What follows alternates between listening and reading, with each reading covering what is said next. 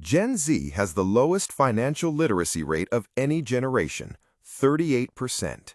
That is the TIAA Institute GFELC Personal Finance Index figure for 2025, the most rigorous annual measure of American financial knowledge available. Pew Research confirms it differently. Only 41% of U.S. adults aged 18 to 29 feel knowledgeable about handling their finances. A generation with more access to financial information than any in history understands it the least. That gap did not start with Gen Z. It started in the households that formed them. Deuteronomy 6:7 identified the transmission mechanism for what children know and believe before anyone named it a financial literacy crisis. By the end of this video, you will understand the biblical model for raising financially capable children, what the research says about when that formation happens, and the age-appropriate framework for implementing it. The Consumer Financial Protection Bureau's foundational research on youth financial capability establishes that the knowledge, skills, and behaviors associated with adult financial well-being stem from building blocks developed primarily in childhood, with ages 6 to 12 identified as the period when foundational financial habits and norms form. Cambridge University research commissioned by the UK Money Advice Service found that many financial behaviors and attitudes are set as early as age 7. The National Financial Educators Council's most recent comprehensive tracking found an annual loss of $1,819 per person attributable to insufficient financial knowledge. This is not an abstract educational gap. It is a household extraction problem that begins before adulthood and compounds across a lifetime. The inheritance Proverbs 13:22 commands a good man to leave is not only financial, it includes the capability to steward what is transferred. A household that builds wealth without building the knowledge to manage it is one generation away from losing it. The biblical model for generational knowledge transfer is in Deuteronomy 6:6-7. Context first. Deuteronomy is law, the Mosaic covenant given to Israel. The direct application carries that covenant context. The methodological principle embedded in the text, however, describes a pattern of formation that applies broadly to what a household teaches its children. These commandments are to be on your hearts. Impress them on your children. Talk about them when you sit at home and when you walk along the road, when you lie down and when you rise up. 3 teaching contexts, not a classroom. 3 environments woven into the fabric of daily life. When you sit at home, the structured context, deliberate, intentional teaching, family conversations, planned money lessons, the tithe practice made visible. When you walk along the road, the situational context, teachable moments in ordinary life, the grocery store, the bill-paying moment, the charitable giving decision made in front of a child, explained, not hidden. When you lie down and rise up, the environmental context, the household rhythm that communicates values before words do. What the household prioritizes, what the automated system from EP20 looks like when a child watches it run. Proverbs 22:6, wisdom literature. Train up a child in the way he should go. Even when he is old, he will not depart from it. Solomon is observing a pattern. Early formation tends to persist. The CFPB confirms the same observation from behavioral research 3,000 years later. Luke 15:11-24 is narrative teaching, Jesus using a story to describe a pattern.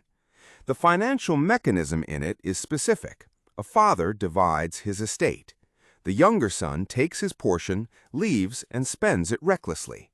He ends up feeding pigs, maximum degradation to a Jewish audience.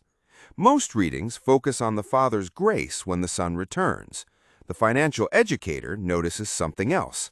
The son had wealth, but had not been formed to steward it. He received the asset without the capability to manage it.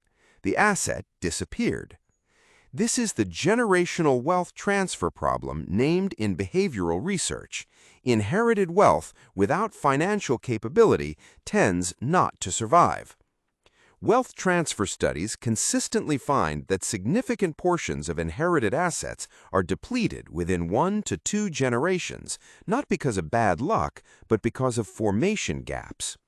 The prodigal son is a case study in what happens when the transfer mechanism, the asset, travels without the formation mechanism, the capability. Proverbs 22:6 is the instruction to close that gap. Deuteronomy 6:7 is the method. Here is the framework stated plainly. The three teaching contexts of Deuteronomy 6:7, structured, situational, environmental, map onto three approaches to financial formation at every age.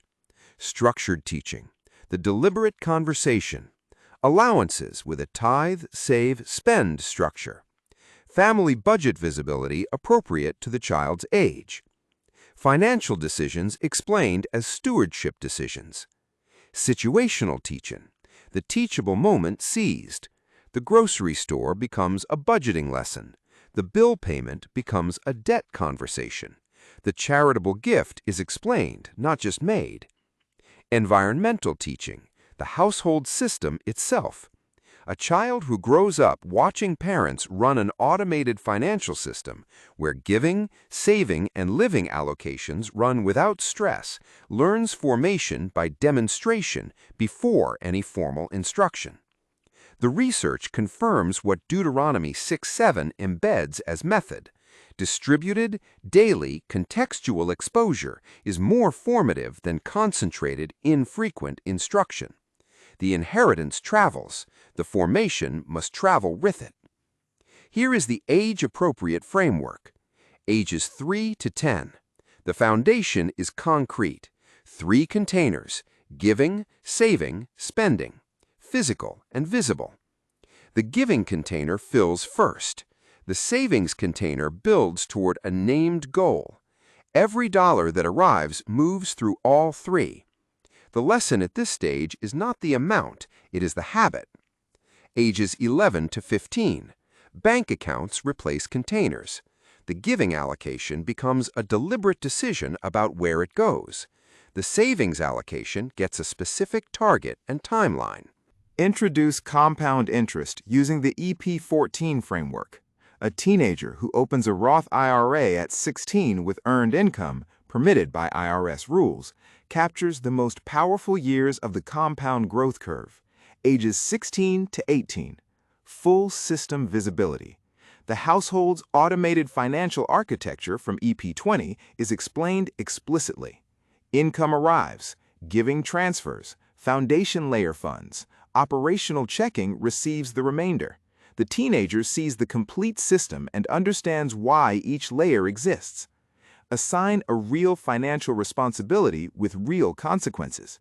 A clothing budget managed independently, a contribution to their phone plan, a savings goal with a real timeline. The lesson is the experience of managing a system with consequences, not the specific responsibility. Proverbs 27:23, Wisdom Literature. Be sure you know the condition of your flocks. Give careful attention to your herds. Applied here, know what your children know about money. Attend to their financial formation with the same care you give to the financial architecture you are building for them. Have one money conversation with your child this week. Not a lecture, a conversation embedded in an ordinary moment. The Deuteronomy 6:7 model is not reserved for a formal teaching session. It is woven into daily life. At the grocery store, let them see you compare prices. Explain the decision. At the dinner table, explain what a bill is, how it gets paid, what it costs. When the giving transfer runs, tell them what it is, where it goes, why it goes first. If your children are older, show them the EP20 system, name the accounts, explain each transfer. The gap between the 38% of Gen Z who are financially literate and the generation that follows them is not inevitable. It is a formation decision made in households, one conversation at a time. Start this week. Now that you have the framework for building financial capability in the next generation, the next question is what happens when the household's own financial architecture meets a month that breaks it? Unexpected expenses, income disruption, the situations the automated system was not designed for. That is the next video. It is queued up right now.